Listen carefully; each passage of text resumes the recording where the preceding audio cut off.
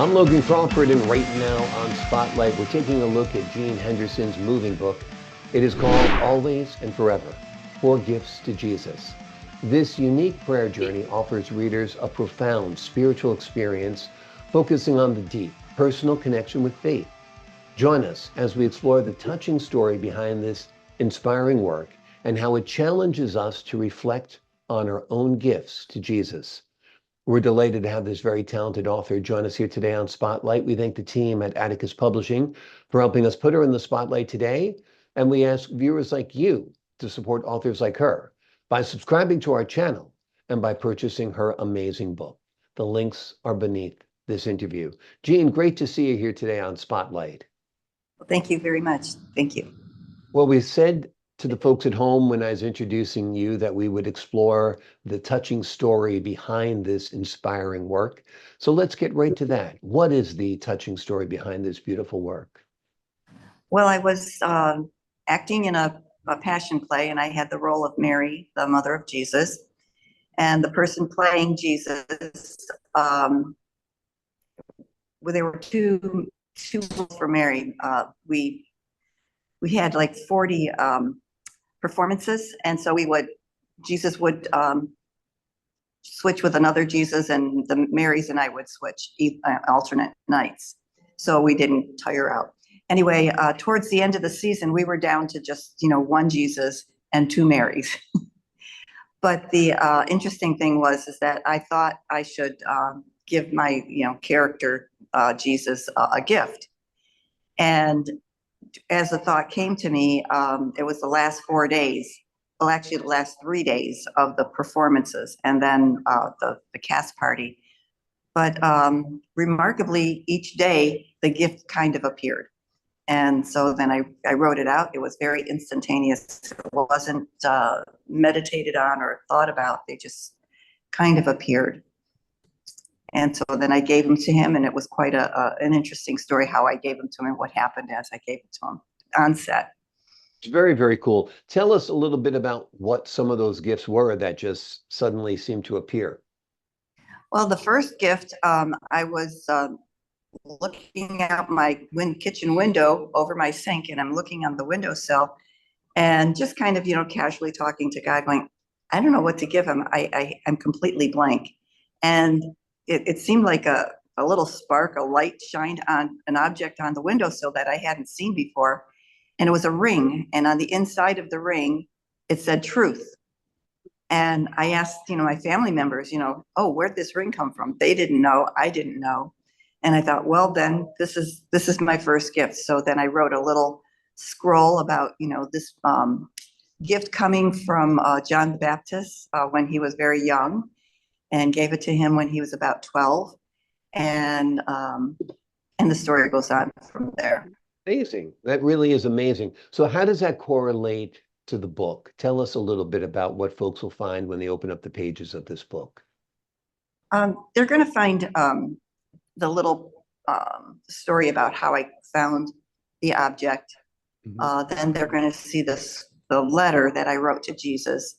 And at the very beginning, I tell them, what happened is I literally handed Jesus these little scrolls.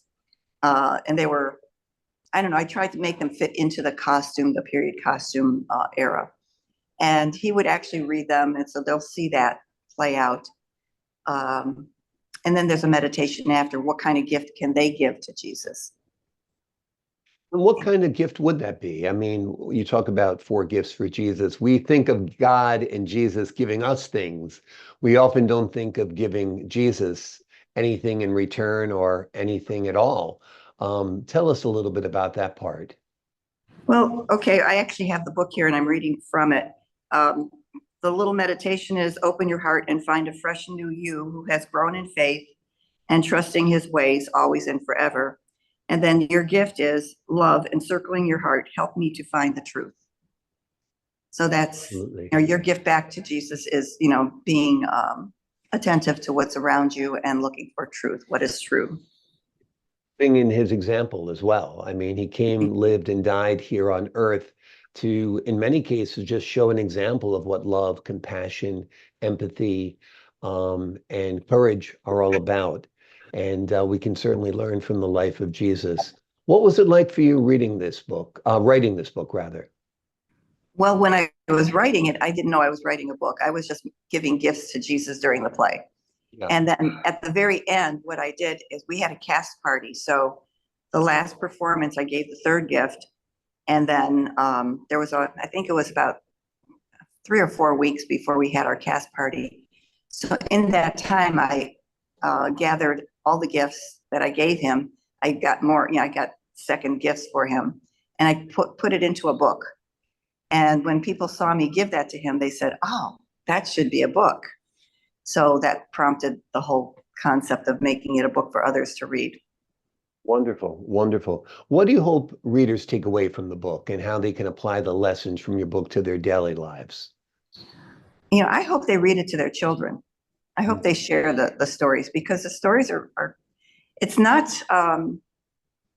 something typical that it's in a storybook. It's something that would be appealing to children, and they would hear a story about a mom giving her son a gift, and this is a rare mom and a rare son. So then there can be conversation and discussion afterwards.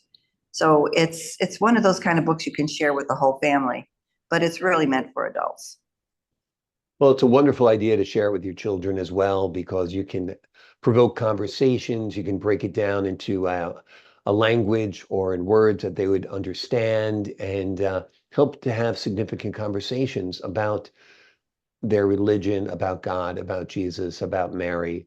I think that's wonderful. Why did you choose to call it Always and Forever? Well, when I first started writing the letters, at the end I signed them always and forever. So it just seemed appropriate. I know it's a title that's somewhat overdone, but in this case it was just unavoidable. It was part of the book.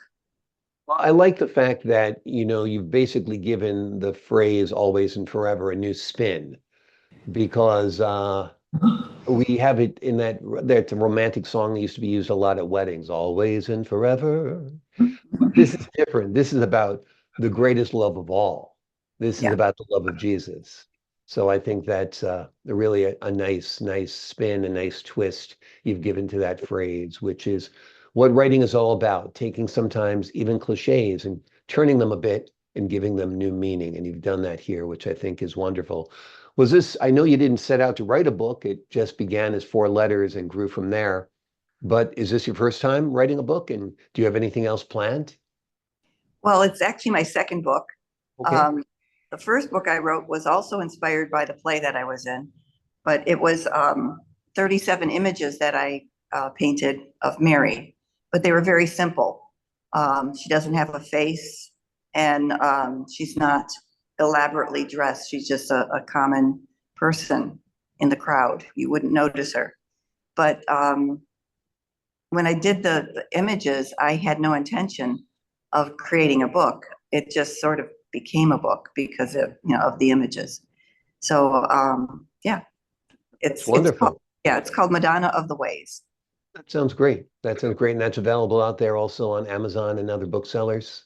Yes. Terrific, terrific. Wonderful. Tell me a little bit about your spiritual journey. I mean, you're talking a little bit about these plays you're involved with. Are they part of the ministry of a church you're involved with? Tell us a little bit about that. Actually, no. I was participating in the play. I think I'm going to join the play again this year, just so that I could share it with my students. I have a Sunday school class, and the play is coming to our church, so I'm going to host the play as it comes to our church. Um, I I'm actually an artist, and so as an artist, I love to when I create, I pray, and it's like my prayer. And just as anybody does anything in their career, that what they're doing is they're using their talents and giving back to the world, giving, serving, like you're serving, the world in your way, in your path. So that's my journey, is just my faith, and I happen to be Catholic, and I love my faith.